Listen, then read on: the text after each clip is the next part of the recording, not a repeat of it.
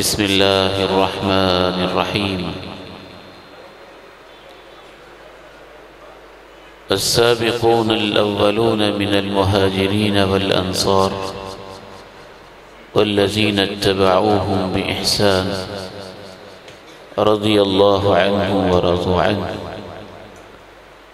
وأعد لهم جنات تجري تحتها الأنهار خالدين فيها أبدا ذلك الفوز العظيم.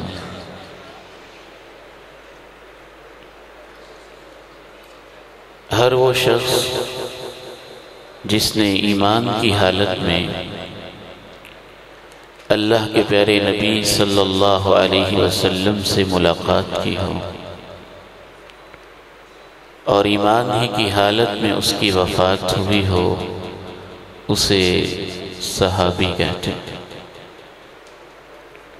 کل من لقی النبی صلی اللہ علیہ وسلم مؤمنا به ومات على ذلك،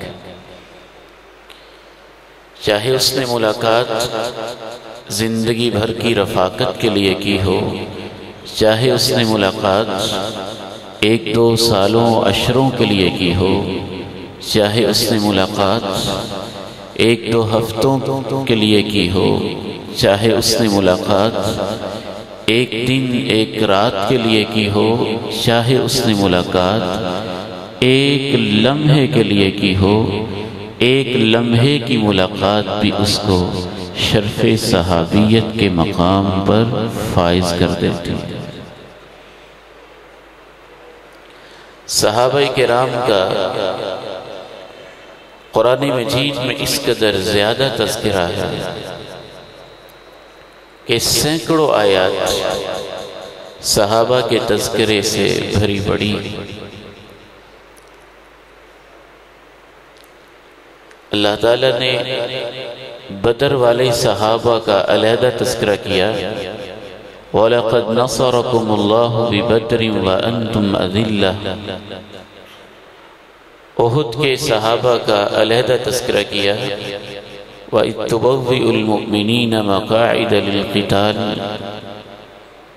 احزاب میں شریک ہونے والے صحابہ کا علیحدہ تذکرہ کیا. وَلَمَّا رَأَى الْمُؤْمِنُونَ الْأَحْزَابَ قَالُوا هَذَا مَا وَعَدَنَا اللَّهُ وَرَسُولُهُ وَصَدَقَ اللَّهُ وَرَسُولُهُ. حدیبیہ میں شرکت کرنے والے 1400 کے لگ بھگ صحابہ کا علیحدہ سے تذکرہ کیا. لقد رضي الله عن المؤمنين إذ يبايعونك تحت الشجرة فعلم ما في قلوبهم فأنزل السكينة عليهم وأثابهم فتحا قريبا. غزوہ تبوک میں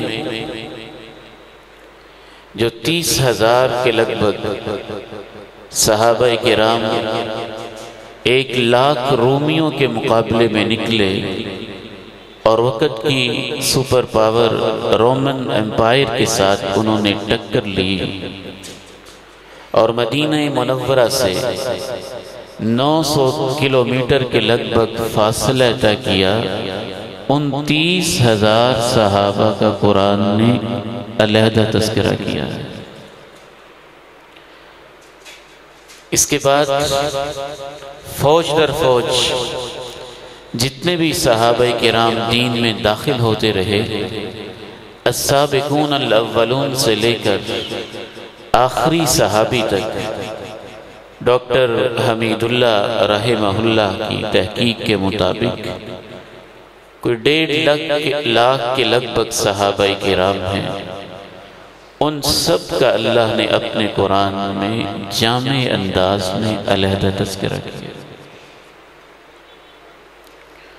محمد رسول اللہ والذین معه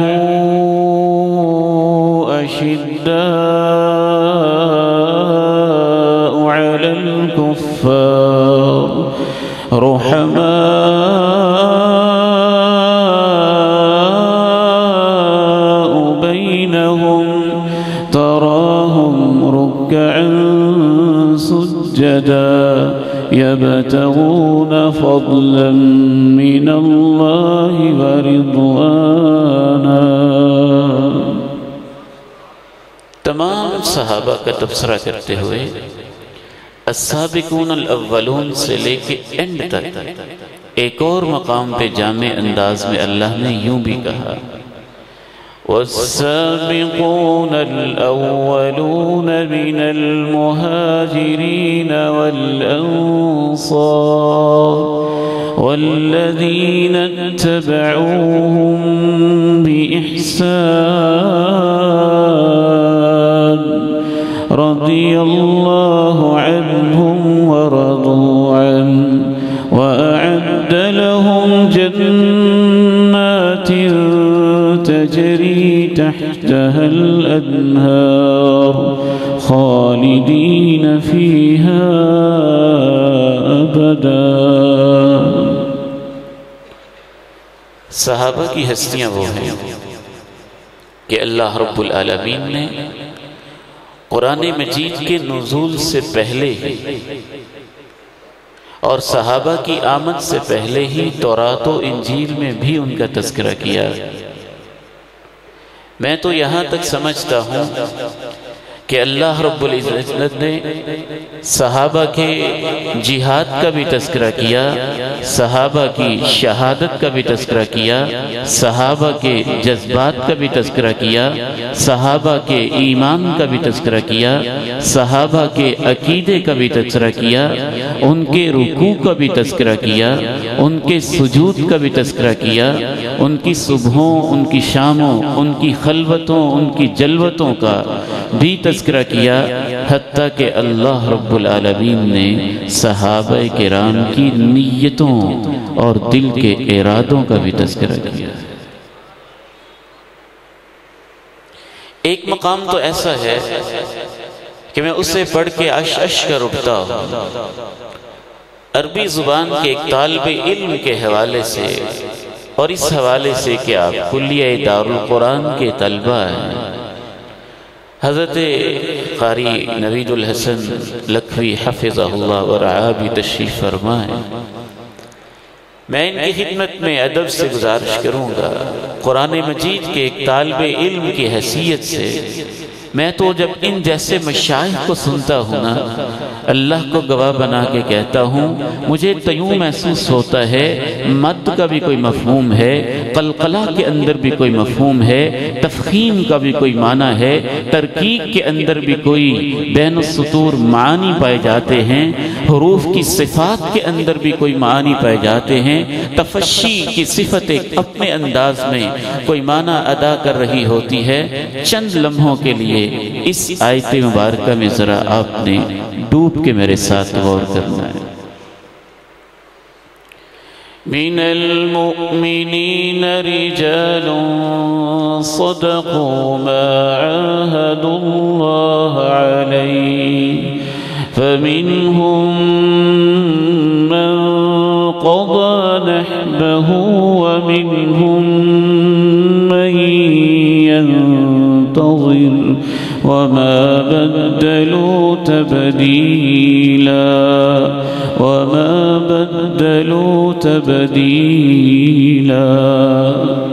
اہل ایمان میں سے رجال تنوین تعظیم کے لیے ہے. کچھ عظیم مرد ایسے ہیں، مردان حق ایسے ہیں، مردان میدان ایسے ہیں. پھر رجال خود لفظ رجل کے اندر جو ایک تفخیم پائی جاتی ہے، ایک تعظیم پائی جاتی ہے، پھر جمع کے مفہوم کے اندر جو ایک معنی پایا جاتا ہے، پھر تنوین کے اندر جو ایک عموم اور تعظیم کے معنی پائے جاتے ہیں. مرد میدان ایسے ہیں، صدقوا ما عاہدوا اللہ علیہ، عہدو نہیں کہا، وعدو نہیں کہا، عاہدو کہا، جو انہوں نے اللہ سے وعدے کیے تھے، جو اللہ نے ان سے وعدے کیے تھے، جو انہوں نے آپس میں عہد و پیمان کیے تھے. میرے پیغمبر کے صحابہ تو وہ ہیں، انہوں نے میرے ساتھ کیے ہوئے سارے ہی معاہدے سچے کر دیے. فَمِنْهُمْ مَنْ قَضَى نَحْبَهُ وَمِنْهُمْ مَنْ يَنْتَظِرُ وما بدلوا تبديلا. کچھ وہ ہیں جو اپنی منتیں وفا کر چکے ہیں، کچھ وہ ہیں جو انتظار میں ہیں ہماری باری کب آتی ہے. وما بدلوا تبدیلا. مفعول مطلق کے بھی مفاہیم ہوتے ہیں. بدلو تبدیلا، میرا دل چاہتا ہے کہ میں اردو زبان میں اگر اس کا ترجمہ کروں اور اس کے جو مفاہیم اور عبارت کی جو دلالات ہیں اگر ان کو سامنے رکھوں تو اس کا ترجمہ یوں ہوگا: انہوں نے سارے ہی وعدے سچے کر دکھائے اور کسی بھی وعدے کے اندر ذرہ برابر انہوں نے کوئی تبدیلی نہیں کی. اللہ جانتے تھے کچھ ایسے لوگ آئیں گے جو صحابہ کرام کے بارے میں کہیں گے کہ وہ بدل گئے، تو اللہ نے یہ علیحدہ سے کہا من المؤمنین، وہ اہل ایمان تھے. یہ علیحدہ سے کہا رجال، بدلنے والے نہیں تھے، مردان حق تھے. یہ علیحدہ سے کہا صدقو، وہ بڑے سچے تھے. یہ علیحدہ سے کہا عہد اللہ علیہ، یک طرفہ معاہدہ نہیں تھا، وہ دو طرفہ معاہدہ تھا. انہوں نے وفائیں کی، رب نے وفائیں کی. وما بدلوا تبدیلا، یہ علیحدہ سے کہا کہ انہوں نے ذرہ برابر کوئی تبدیلی نہیں کی تھی. آپ اندازہ کیجئے تبدیلی کا سوچا بھی کیسے جا سکتا ہے. صحابہ کرام کی خصوصیات پہ اگر ہم غور کریں تو ان کی سب سے پہلی خصوصیت قرآن کی روشنی میں یہ سمجھ آتی ہے، انہیں پیغمبر کی رفاقت ملی، پیغمبر کی کمپنی ملی، پیغمبر کی صحبت ملی. ان کی صبح شامیں پیغمبر کے ساتھ گزری، ظہریں اور عصریں پیغمبر کے ساتھ گزری. ان کے سفر و حضر پیغمبر کے ساتھ گزرے. کسی کا ساتھ ہو جانا، پیغمبر کا ساتھی ہو جانا، رفاقت انسان پہ حتیٰ کہ پتھر پر بھی اثر کرتی ہے. امام غزالی رحمہ اللہ تو یہاں تک کہتے ہیں ایک پتھر کے اوپر بھی قطرہ گرتا رہے اور پانی آہستہ آہستہ گرتا رہے تو پتھر میں بھی نشان پڑ جاتا ہے. ہمارے ایک بزرگ مولانا اسحاق بھٹی رحمہ اللہ اپنی ایک کتاب میں لکھتے ہیں کہ ایک شخص گجرانوالہ سے باقاعدہ طور پر جمعہ ادا کرنے کے لیے، حصول علم کے لیے لاہور سے گجرانوالہ شد رحال کرتا، سفر کرتا. حضرت اسماعیل سلفی رحمہ اللہ کے پیچھے جمعہ ادا کرتا. حضرت اسماعیل سلفی رحمہ اللہ نے ایک روز اس سے پوچھا کہ تم لاہور سے چلتے ہو اور میرے پیچھے جمعہ پڑھنے آتے ہو، وجہ کیا ہے؟ کہنے لگا حضرت میں آپ کے پیچھے آدھ پون گھنٹہ جمعہ ادا کرتا ہوں اور پورا ہفتہ میرا ایمان تازہ رہتا ہے. حضرت سلفی رحمہ اللہ نے فرمایا تم اتنی مشقت کرتے ہو، لاہور میں حضرت غزنوی موجود ہیں تو تم ان کے پیچھے جمعہ پڑھنا اور پھر مجھے کسی دن آ کے بتانا کہ کیا فیلنگز ہیں. اس نے حضرت غزنوی رحمہ اللہ کے پیچھے جمعہ پڑھا. پھر حضرت سلفی رحمہ اللہ نے پوچھا کیا محسوس کرتے ہو؟ عرض کرنے لگا میں حضرت غزنوی رحمہ اللہ کے پیچھے جمعہ پڑھتا ہوں تو 3 مہینے تک میرا ایمان تازہ رہتا ہے. میرے والد گرامی مولانا یوسف رحمہ اللہ نے مجھے بتایا اور کئی بزرگوں سے میں نے سنا اور حضرت عبداللہ غزنوی رحمہ اللہ کے سوانح میں میں نے خود پڑھا بھی کہ اللہ نے ان کی نماز میں وہ لطف رکھا تھا، وہ سکون رکھا تھا کہ ایک دفعہ نماز پڑھا رہے تھے، نماز سے فارغ ہوئے، کپڑے بھیگے بھیگے سے تھے، کہنے لگے بارہ شد واللہ عبداللہ را خبر نشد. بارش ہوئی تھی، اللہ کی قسم ہے عبداللہ کو پتہ نہیں چلا ہے. ان کے بارے میں یہ بات متواتر ہے کہ حضرت عبداللہ غزنوی رحمہ اللہ کے پیچھے جو ایک نماز پڑھ لیتا تھا پوری زندگی ہی اس نماز کی لذت محسوس کرتا رہتا تھا. صحابہ کی پہلی خصوصیت یہ ہے کہ ان کو پیغمبر کے پیچھے نمازیں نصیب ہوئی، ظہر، عصر، مغرب و عشاء، فجر انہوں نے پیغمبر کے پیچھے پڑھی، جمعے انہوں نے پیغمبر کے پیچھے پڑھے، جہاد انہوں نے پیغمبر کی رفاقت میں کیا، کھانے انہوں نے پیغمبر کے ساتھ تناول کیے، فرشتے کو اترتے ہوئے انہوں نے اپنی آنکھوں سے دیکھا، فرشتوں کی گنگناہٹ کو کدوی النحلی، مکھی کی بنبناہٹ کی طرح انہوں نے اپنے کانوں سے سنا۔ میدان بدر کے اندر ہیزوم نامی فرشتے کو اترتے ہوئے انہوں نے اپنی آنکھوں سے دیکھا، کھجور کے اندر برکتیں، اس کا مشاہدہ انہوں نے اپنی آنکھوں سے کیا، درختوں کو پیغمبر کے حکم پہ چلتے ہوئے انہوں نے اپنی آنکھوں سے آبزرو کیا۔ کس قدر وہ بدبخت اور بدنصیب انسان ہے جو پیغمبر کے امتیوں کی صحبت کو تو مانتا ہے کہ اس کا بھی اثر ہوتا ہے، پتھر کا اثر ہوتا ہے۔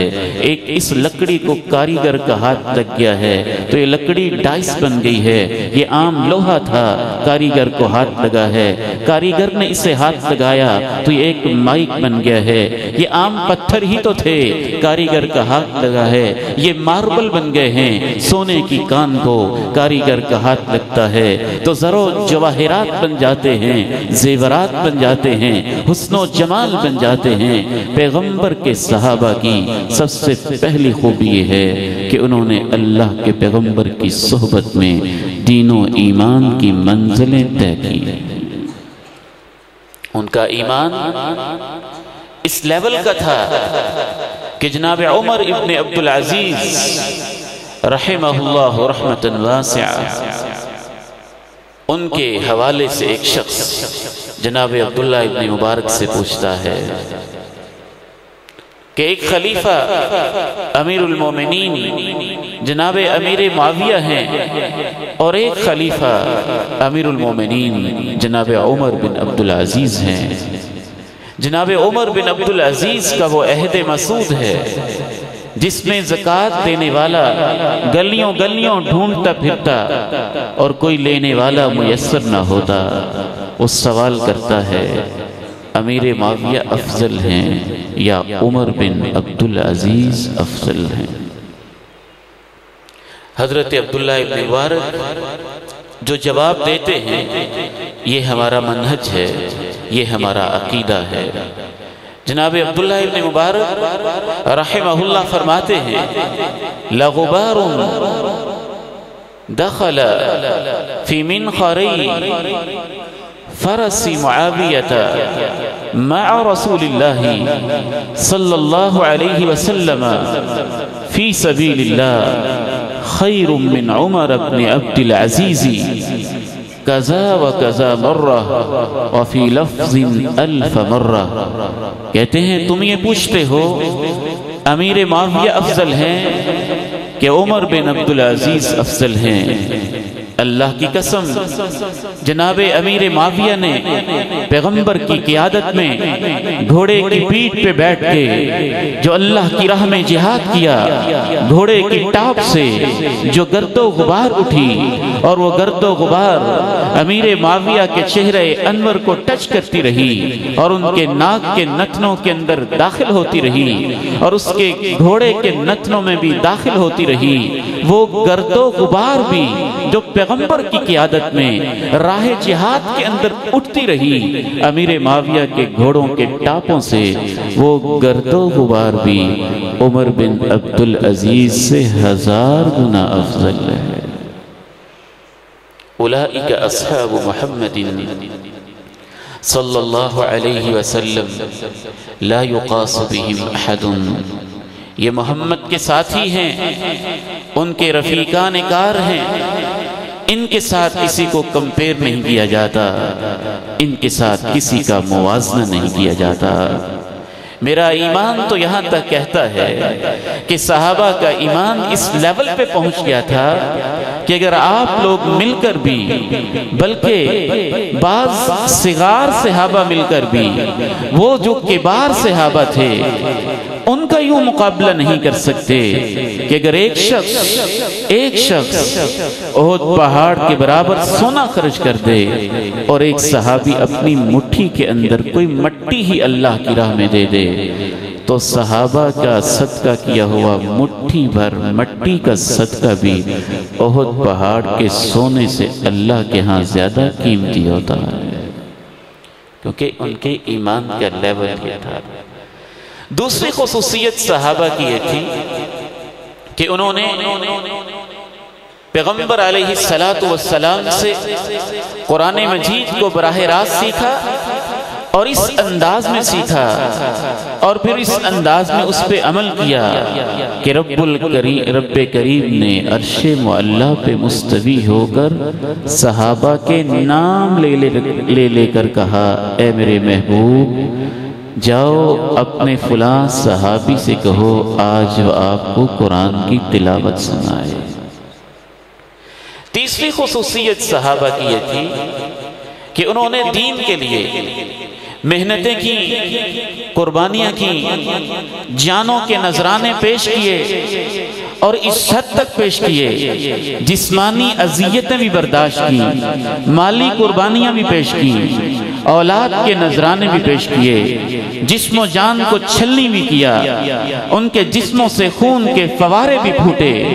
انہوں نے ہر مشقت اللہ کی راہ کے اندر اللہ کی خاطر اس حد تک برداشت کی کہ خود اللہ رب العزت نے ان کی محنتوں کو قبول کرتے ہوئے ان کے تذکرے اپنے قرآن مجید میں کیے۔ وہ لوگ جو صحابہ کی ناموس پہ باتیں کرتے ہیں، سوال یہ ہے بند کمروں میں بیٹھنے کے علاوہ انہوں نے دین کے لیے قربانی کیا دی ہے؟ وہ کیا ہے جو انہوں نے دین کے لیے پیش کیا؟ صحابہ کا مقام تو ایسا ہے اگر کسی نے قربانیاں پیش کی بھی ہوئی تو پھر بھی وہ صحابہ کے مقام پہ پہنچ کے ان کے لیول کا اور ان کے برابر نہیں ہو سکتا کہ ان کے اوپر کمنٹس دے اور ان کے بارے میں اپنے تأثرات بیان کرے۔ یہ کہنا آسان ہے، کرنا بہت مشکل ہے۔ یہ جناب ابو سلمہ رضی اللہ تعالی عنہ ہیں، مکہ کو چھوڑ رہے ہیں، ہجرت کی راہوں کے راہی ہیں، ادھر سے سسرال والے آتے ہیں اور کہتے ہیں ابو سلمہ تم جانا چاہتے ہو تو چلے جاؤ، تمہاری بیوی ہماری بیٹی تمہارے ساتھ نہیں جائے گی۔ اور ادھر سے ددیال والے آتے ہیں، کہتے ہیں ابو سلمہ تم جانا چاہتے ہو تو چلے جاؤ، تمہارا بیٹا ہماری نسل ہے، یہ تمہارے ساتھ نہیں جائے گا۔ یوں ان کی طرف دیکھ کے کہتے ہیں اچھا اگر بیٹا بھی تم رکھ لو اور بیوی بھی ادھر رہ جائے اور ابو سلمہ اپنے محبوب کے پاس مدینے میں چلا جائے تو پھر جانے کی اجازت دے دو گے؟ کہتے ہیں دے دیں گے۔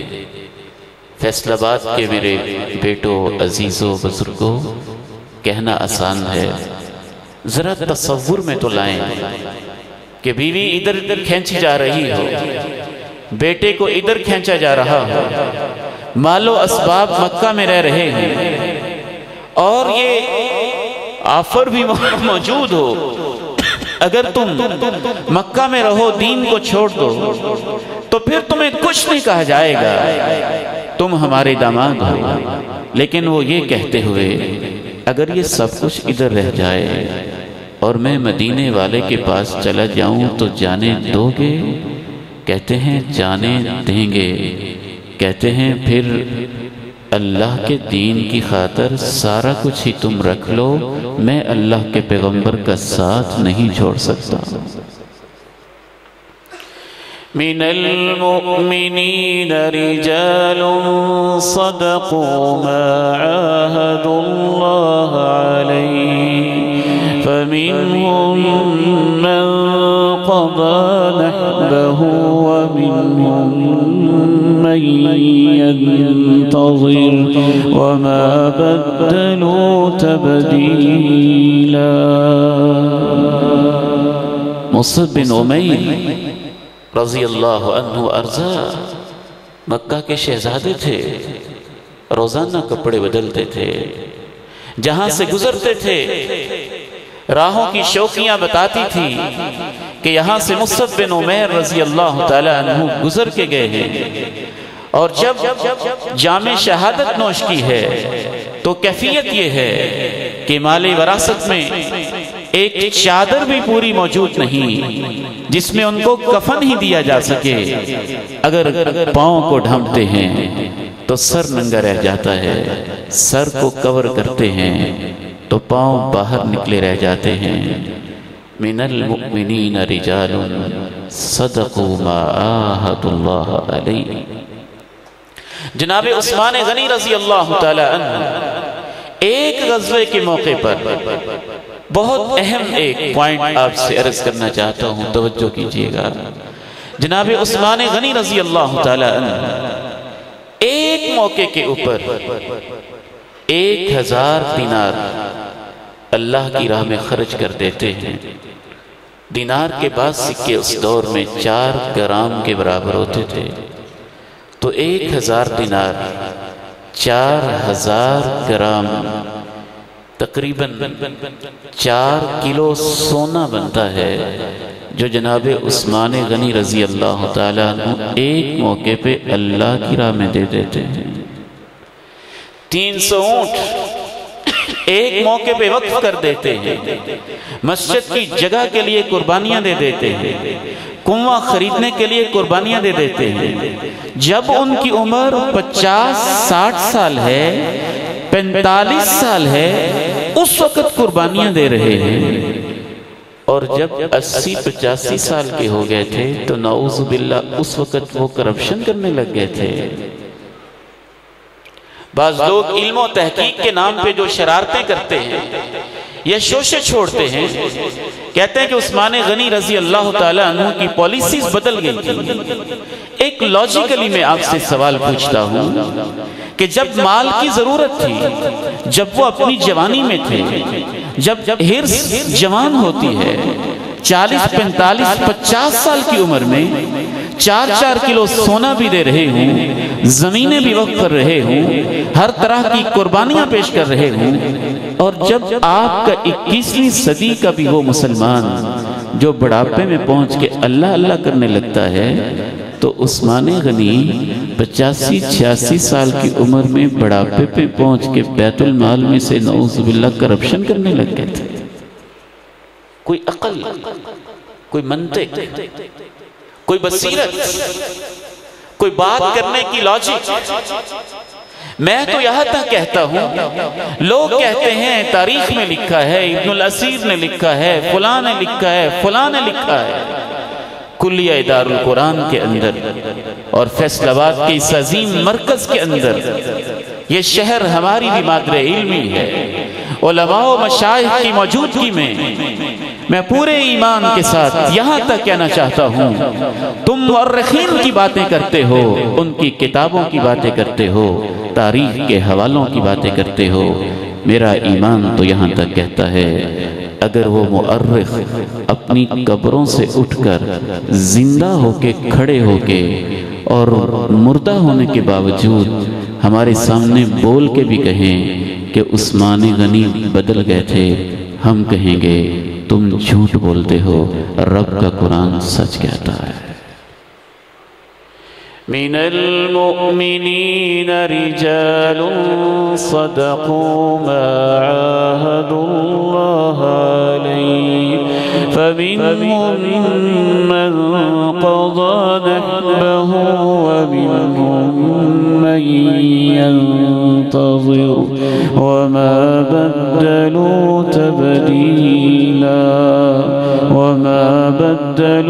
تبديلا آخری بات کر کے آخری پوائنٹ میں اپنی گزارشات کو کمپلیٹ کرتا ہوں۔ حضرت برادر گرامی اور پورے پاکستان میں بلکہ بین الاقوامی سطح پہ دین کی تبلیغ کے لیے سفر کرنے والے مولانا حنیف ربانی حفظہ اللہ تشریف فرما ہے، ان کا آخری بیان ہے انشاءاللہ۔ بعض لوگ یہ کہتے ہیں صحابہ معصوم تو نہیں تھے، ان سے غلطیاں اور خطائیں تو ہو سکتی تھی، جی ہو سکتی تھی اور ہوئی بھی تھی۔ پھر ان کا تذکرہ کرنا گناہ تو نہیں ہے، یہاں پر وہ ڈنڈی مارتے ہیں۔ اس مسئلے کو اچھی طرح سے سمجھ کے جائیے گا۔ قرآن مجید کی سورہ فاتحہ سے لے کر والناس کی سورہ الناس کی سین تک رب العالمین نے کسی ایک آیت میں بھی صحابہ کی کوئی خامی اور کوئی کمزوری بیان نہیں کی ہے، ان کی خوبیوں سے بھرا پڑا ہے۔ رکوع کے سجدے ہیں، رکوع کے تذکرے، سجدوں کے تذکرے، ایثار کے تذکرے، انفاق کے تذکرے، صدقات کے تذکرے، خیرات کے تذکرے، نیتوں کے تذکرے، جہاد کے تذکرے، مہاجرین کے تذکرے، انصار کے تذکرے، متبعین کے تذکرے، بدر والوں کے تذکرے، حنین والوں کے تذکرے، خندق والوں کے تذکرے، تبوک والوں کے تذکرے، مہاجرین و انصار کے تذکرے، انفرادی صحابہ کے تذکرے، حتیٰ کہ ماجی عائشہ صدیقہ کے تذکرے، امہات المومنین کے تذکرے، صدیق کائنات کے تذکرے بھرے پڑے ہیں۔ کیا اس سے یہ معلوم نہیں ہوتا کہ صحابہ کی خوبیاں بیان کرنا ہی قرآن کا منہج ہے، یہی قرآن کا طریقہ ہے۔ محدثین نے بڑی بڑی کتابیں لکھی، صحیح بخاری سے لے کر حتیٰ کہ وہ کتابیں جو موضوعات ہیں اور جن میں من گھڑت روایتیں پڑی ہوئی ہیں، مسند الفردوس تک آپ دیکھ لیں، مصنفات سے ہوتے ہوئے، مسندات سے ہوتے ہوئے، معاجم سے ہوتے ہوئے، مستدرکات سے ہوتے ہوئے، ذخیرہ حدیث کی تمام کتابوں کو اٹھا لیں، آپ کو یہ چیپٹرز تو ملیں گے: مناقب الصحابہ، فضائل الصحابہ، مناقب الانصار، مناقب المہاجرین، مناقب الاشعریین، مناقب اہل یمن، مناقب الیمنیین، مناقب الخلفاء الراشدین، مناقب العشرہ المبشرہ، مناقب الصدیق، مناقب الفاروق، مناقب عثمان، مناقب علی۔ کوئی ایک محدث بھی مجھے ایسا بتائیں جس نے حدیث کی کسی کتاب کے اندر ایک چھوٹا سا چیپٹر بھی لکھا ہو مصالح الصحابہ، صحابہ کی برائیاں۔ قرآن میں بھی یہ نہیں ہے، حدیث میں بھی یہ نہیں ہے۔ جب نہ قرآن میں ہے نہ حدیث میں ہے، بلکہ اگر صحابہ سے خطا ہو بھی گئی، قرآن نے تذکرہ کیا بھی، تو میں حیران ہوں کہ آج کے یہ نوجوان کس طرح سے گمراہ ہو رہے ہیں، قرآن کے منہج کو چھوڑ کر، حدیث کے منہج کو چھوڑ کر، سلف صالحین کے منہج کو چھوڑ کر، کن بھول بھلائیوں کے اندر، کن وادیوں کے اندر گم ہوتے چلے جا رہے ہیں۔ علمی کتابی نہیں، میں کہتا ہوں یہ شرارتی حرکتیں ہیں جو قرآن و حدیث سے ہٹی ہوئی انحرافی حرکات ہیں۔ قرآن مجید نے صحابہ کی ایک غلطی کا تذکرہ کیا ہے، لیکن سنیں کیا کیسے ہے، آپ حیران ہو جائیں گے۔ صحابہ کرام کے ایک دستے سے اللہ کے پیغمبر نے کہا کہ تم نے اس درے کو نہیں چھوڑنا ہے۔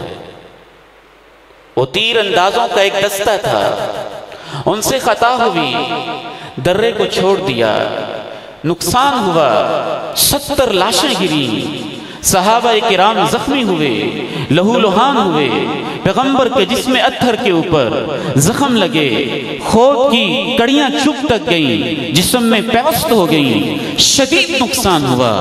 اللہ نے صحابہ کی جب اس خطا کا بھی تذکرہ کیا، اے اللہ میں تیرے قرآن پہ قربان جاؤں، تجھے اپنے پیغمبر کے صحابہ سے کتنی محبت ہے۔ غزوہ احد کے تذکرے کو اٹھا کے دیکھیے گا، اللہ نے عین غزوہ احد کے بیان میں ایک بات کہی، فاعف عنهم واستغفر لهم وشاورهم في الأمر فإذا عزمت فتوكل على الله إن الله يحب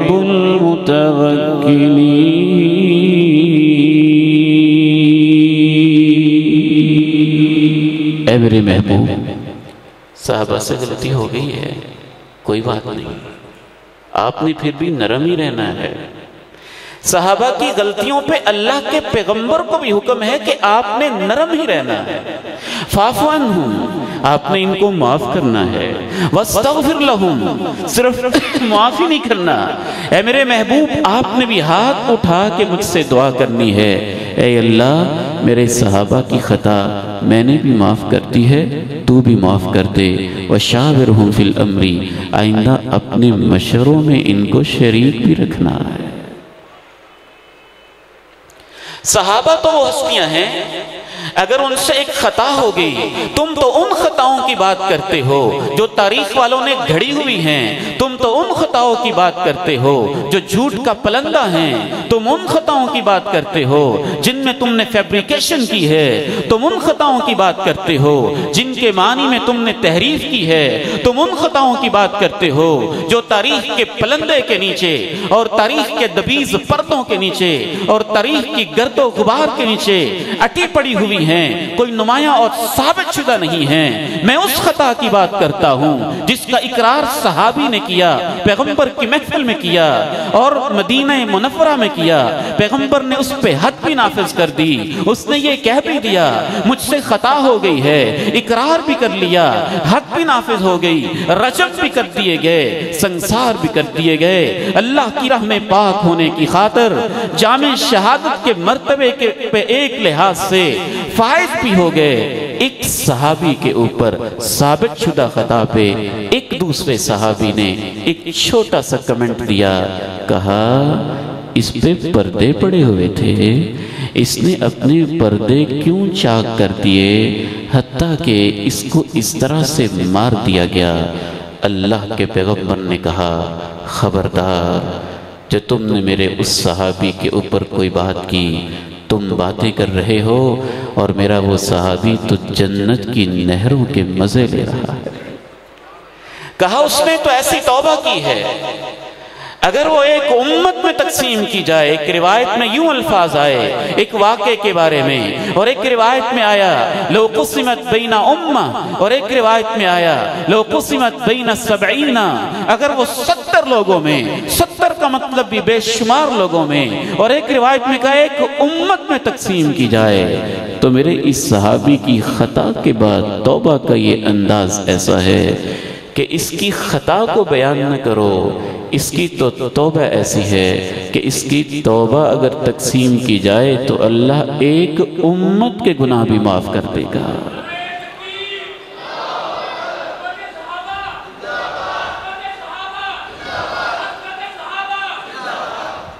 میں آپ سے پوچھنا چاہتا ہوں، اگر آپ کے گھر میں ماں باپ کی لڑائی ہو جائے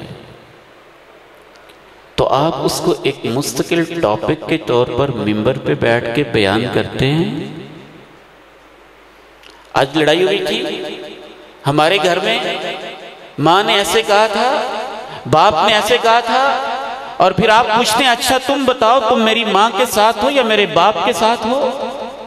آپ کہیں گے بدتمیز انسان ہے، اسے بڑوں کی عزت ہی نہیں آتی، بڑوں کا مقام ہی نہیں آتا، وہ تو صحابہ ہیں۔ ہمارا دین تو اتنی تہذیب سکھاتا ہے، اتنی شائستگی سکھاتا ہے۔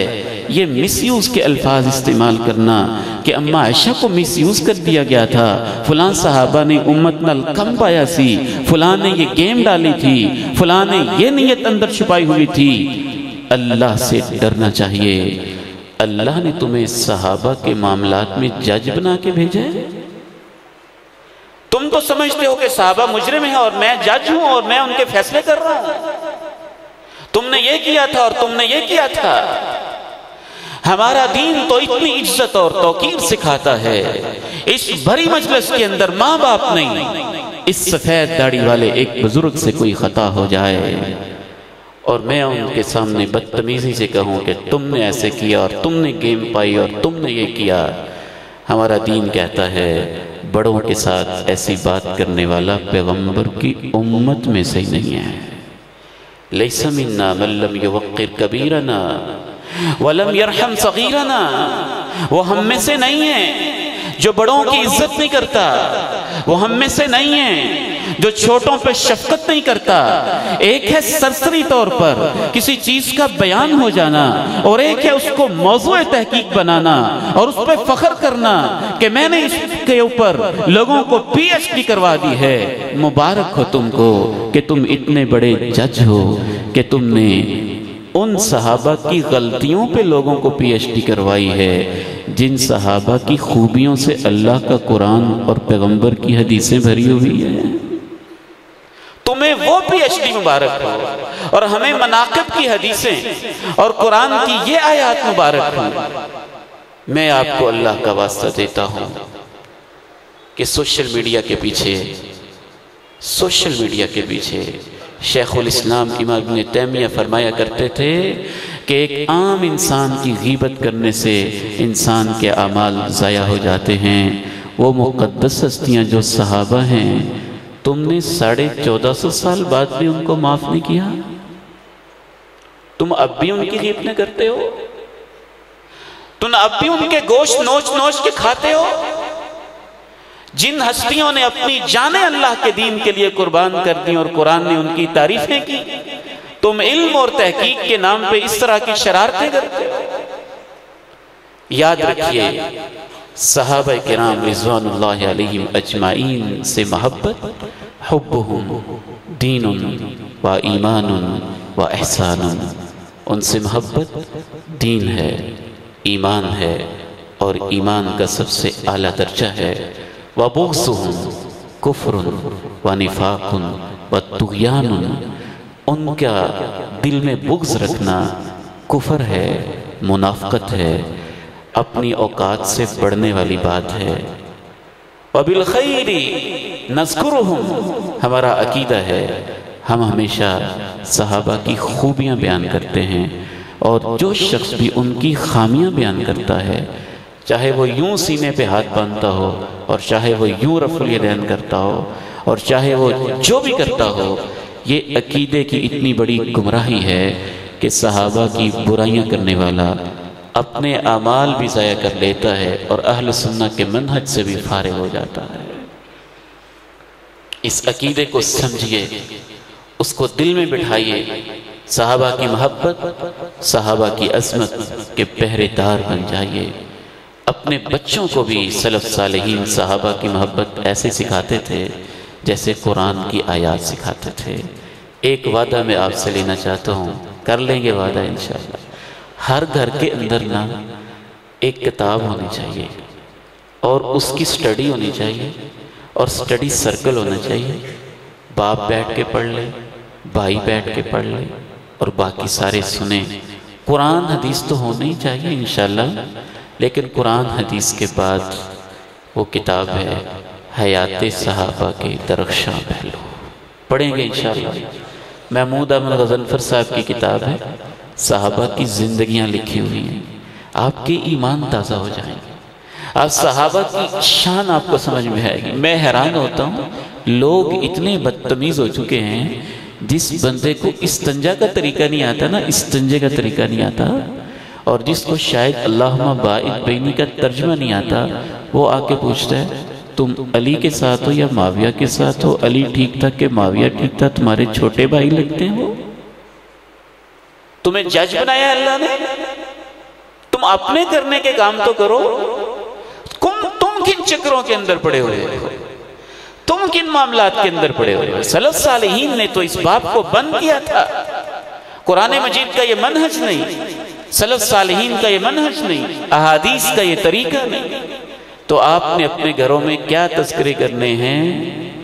صحابہ کے تذکرے، ان کے ایمان کے تذکرے، ان کی نمازوں کے تذکرے، ان کے اخلاص کے تذکرے، ان کی قربانیوں کے تذکرے. اس سے آپ کے ایمان کو تازگی ملے گی انشاءاللہ تعالی.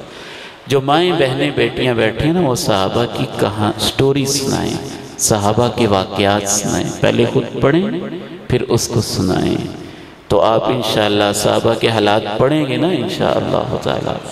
اللہ تعالیٰ گواہ ہو جانا کہ ہم آپ کے پیغمبر کے صحابہ سے محبت کرتے ہیں، اور جناب انس کی طرح کہتے ہیں کہ میں ابو بکر اور عمر سے محبت کرتا ہوں، اور اس محبت کی وجہ سے امید رکھتا ہوں کہ اللہ تو ہمیں ان کا ساتھ دے دے گا اگرچہ ہمارے ان اعمال ان جیسے نہیں ہیں۔ وآخر دعوانا ان الحمد للہ رب العالمین۔